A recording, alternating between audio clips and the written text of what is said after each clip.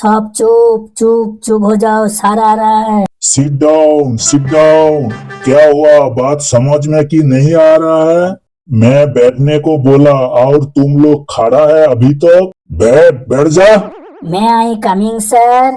Coming coming, you are late. Why? Sir आने का समय हमारा साइकिल का पंचर हो गया था सर, इसलिए आने में लेट हो गया sir. No no no, tell me in English. उसका मतलब तुम जो बोला है इंग्लिश में बोलो। Sir when I school coming my cycle puncture होइंग, नो नोरिंग चोरिंग धक्का देइंग और स्कूले आसिंग। क्या डेंजरस इंग्लिश है रे तेरा। आप समझा, इसी क्लास से जाने का बाद इंग्लिश सर क्यों रोज रोज बेहोश हो जाता है। बैठ जा। आज तुम लोग पढ़ा नहीं पारने से इतना धुलाई करूंगी कि नानी याद आ जाएगा। तुम लोग को जो कविता पढ़ के आने के लिए बोला था, पढ़ के आया तो? ये सर एकदम पानी का जैसा मुखस्त करके आया हूँ, एक बार तो पूछ के देखिए। उसका कॉन्फिडेंस देख के तो ठीक नहीं लग रहा है, उसको थोड़ा बाद में पूछूंगी। ए मदना, तेरा मुंह खेजूर का जैसा क्यों सूख गया रे, पढ़ाई का नाम सुन के? सर काल पिताजी का संपत्ति बंटवारा हुआ, इसीलिए घर में बहुत लोग आया था, पढ़ाई नहीं हुआ सर। क्या बोल रहे हो, बंटवारा हुआ तुम्हारा पिताजी का संपत्ति? वो कैसे, एक्सप्लेन करके बताओ तो जरा। सर काल मेरा एक भाई हुआ है, पहले मेरा पिताजी का प्रॉपर्टी का अकेला वारिस हम था।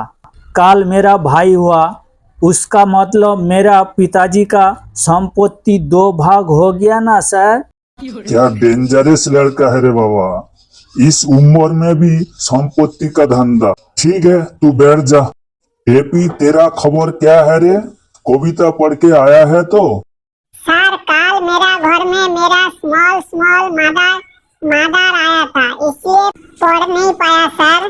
स्मॉल स्मॉल मदर, इसका मतलब क्या है रे टेपी? सर मेरा छोटा मामा, स्मॉल मतलब छोटा और मदर मतलब मामा। अंग्रेजी सर हम लोगों को अंग्रेजी में बात करने के लिए बोला है, इसलिए मैंने अंग्रेजी में बोला है। तेरा जो अंग्रेजी सुनेगा वही असली अंग्रेजी भूल जाएगा। तू बैठ जा। बाबा हराधन, तेरा पढ़ा हुआ है ना? काल बारिश में भीग के सर्दी जुकाम हो गया, इसलिए पढ़ नहीं पाया सर। तू क्यों खामाखा बारिश में भीगने गया था? तोरसू मेरा नाना ऑफिस से आने का टाइम गाड़ी में काफ सिरप का टॉनिक मिला, इतना दामी टॉनिक फेंकना नहीं चाहिए बोल के जोर जबरदस्ती हमको पानी में भिगाया, ताकि हमको सर्दी जुकाम हो जाए, टॉनिक को इस्तेमाल कर सके। तेरा नाना को तो कंजूसी का अवार्ड देना चाहिए। तू भी बैठ जा। देखा है ना सर, मेरा अलावा किसी का भी पढ़ाई नहीं हुआ, इसीलिए समय बर्बाद नहीं करके फटाफट पूछिए। ज्यादा उछल कूद मत कर रे भेलू, सर का माइंड खराब लग रहा है, चुप हो जा, नहीं तो तेरे लिए हम लोगों को भी मार खाना पड़ेगा। तुम लोग पढ़ाई नहीं करके आया, इसीलिए तुम लोग सर को डरते हो। हम डरने वाला से नहीं हूँ, हम तो पढ़ाई करके आया हूँ, तो हम क्यों डरूं सर को। सर पूछिए कौन सा कविता बोलना है हमको। तो ठीक है, तू बोल अफ्रीका महादेश का बारे में कविता। कैसा पढ़ाई करके आया है, हम भी तो देखूं। इतना इजी, थोड़ा क्रिटिकल कविता पूछिए सर।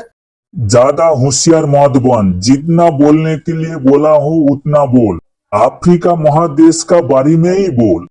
सर अफ्रीका महादेश पृथ्वी का दूसरा सबसे बड़ा महादेश है। पृथ्वी का सबसे बड़ा मरुभूमि सहारा महादेश अफ्रीका में ही है, और अफ्रीका महादेश में सबसे ज्यादा गभीर घना जंगल भी है, और इसी जंगल में भिन्न भिन्न नानान प्रजाति का जीव जंतु रहता है और उसी जंतु जानवर में से हाथी एकमात्र शक्तिशाली और बड़ा बृहद आकार का प्राणी है। हाथी का डिश एंटीना का जैसा दो बड़ा बड़ा कान है। हाथी का सामने जो सूंड रहता है क्रेन का जैसा भारी से भारी चीज आसानी से उठा लेती है और हाथी का आंख शरीर का तुलना में बहुत छोटा है और लेज भी।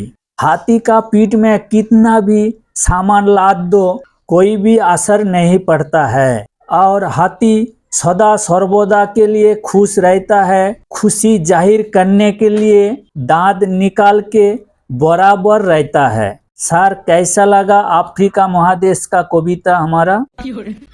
समझ गया, ये बेटा आज हाथी का कविता पढ़ के आया है और हम भी छोड़ने वाला नहीं हूँ। हमको कुछ बोला है सर? नहीं नहीं, तेरे को कुछ भी नहीं बोला हूँ। आप तू शरत काल का बारे में एक कविता बोल के सुना। सर हमारा देश मौसमी जलवायु का देश है। इसी मौसमी जलवायु का प्रधान वैशिष्ट्य ऋतु का परिवर्तन होता है। हमारा देश में साल में 6 ऋतु होती है, उसी में से शरद ऋतु एक है और उसी शरद ऋतु में दुर्गा पूजा का धूमधाम से पूजा होती है। दुर्गा माता का 2 बेटी लक्ष्मी और सरस्वती और दोनों लड़का कार्तिक और गणेश का सिर आदमी का नहीं है, हाथी का है और हाथी पृथ्वी का सबसे बड़ा शक्तिशाली बृहद आकार का पशु। हाथी डिश एंटीना का जैसा या बड़ा बड़ा कान है। शरीर का तुलना में लेज और आंख बहुत छोटा है। हाथी का सामने क्रेन का जैसा शक्तिशाली सूंड है जो आसानी से भारी भारी चीज उठा लेती है और हाथी का पीठ में भारी से भारी सामान लादने से कोई फर्क नहीं पड़ता है। खुशी से दांत निकाल के रहती है बराबर के लिए। सर कैसा लगा शरत काल का कविता? मेरा शौक सही निकला। ये बेटा आज हाथी का कविता पढ़ के आया है। मैं भी छोड़ने वाला नहीं हूँ। इस बार इतिहास से कविता पूछूंगी। देखता हूँ ये बेटा हाथी कैसा लेके आता है। तो बेटा भेलू अभी ताजमहल का बारे में एक कविता बोल के सुना।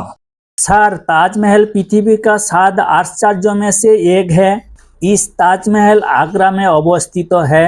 सम्राट शाहजहां प्यार का तोहफा में बेगम मुमताज को ग्रेनाइट पत्थर से इस ताजमहल को बनाया था। ताजमहल बनाते समय उन्नत कोई जान वाहन नहीं रहने का कारण बड़ा बड़ा भारी पत्थर ढोने के लिए शाहजहां 1000 से भी ज़्यादा हाथी को इस्तेमाल किया था और इस हाथी पृथ्वी का सबसे शक्तिशाली बृहद आकार का प्राणी। हाथी का डिश एंटीना जैसा या बड़ा बड़ा कान, शरीर का तुलना में लेज और आंख बहुत छोटा है। हाथी का सामने क्रेन का जैसा शक्तिशाली सूंड होती है, भारी भारी चीज आसानी से उठा लेती है और हाथी का पीठ में भारी से भारी सामान लादने से कोई भी असर नहीं पड़ती है। हाथी सदा सर्वदा के लिए खुश रहती है और आंख निकाल के रहती है।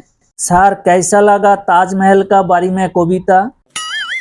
थोड़ा रुक जा बेटा, तेरा कविता सुन के मेरा चक्कर आने लगा। मैं चलती हूँ, तुम लोग बैठ जाओ। दोस्तों हाथी का कविता कैसा लगा कमेंट करके बताइएगा जरूर और वीडियो को लाइक शेयर और सब्सक्राइब करने मत भूलिएगा।